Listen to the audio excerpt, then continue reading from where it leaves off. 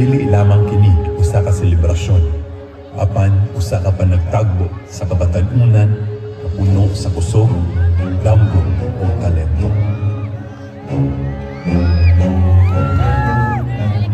Sa matag tingog sa musika o pintal sa suga, nagtimaan kini nga ang kabataan mao ang kusog o kaugmaon sa lungsod.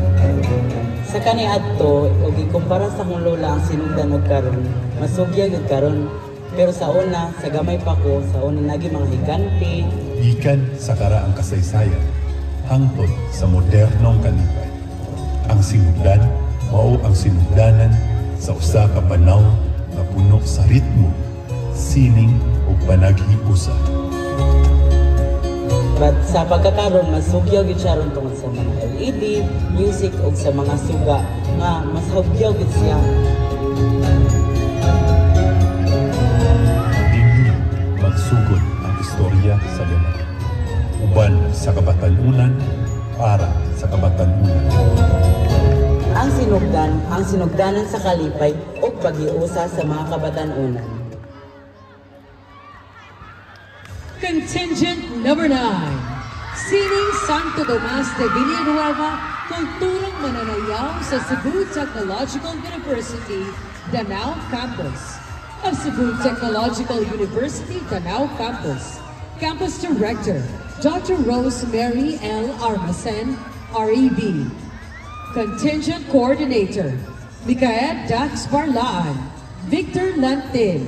Choreographers, Patrick Adrian Lauban, Orlando Manto Jr., Dance Masters, Angelico Oliva, Joseph Larobis, Libert Ludovicen, Emmanuel Villarosa, Mark Comahi, Clustered Barangays, Tuburan, Santa Rosa, Tabok Kamaligbato, Kabungahan, and Dunga.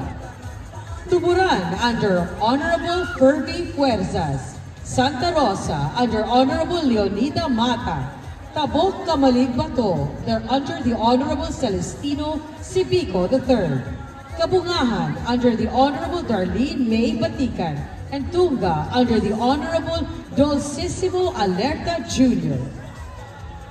Contingent number 9, Sining Santo Tomas de Villanueva, Kulturang Mananayaw, sa Cebu Technological University, Danao Campus. Of Cebu Technological University, Danao Campus.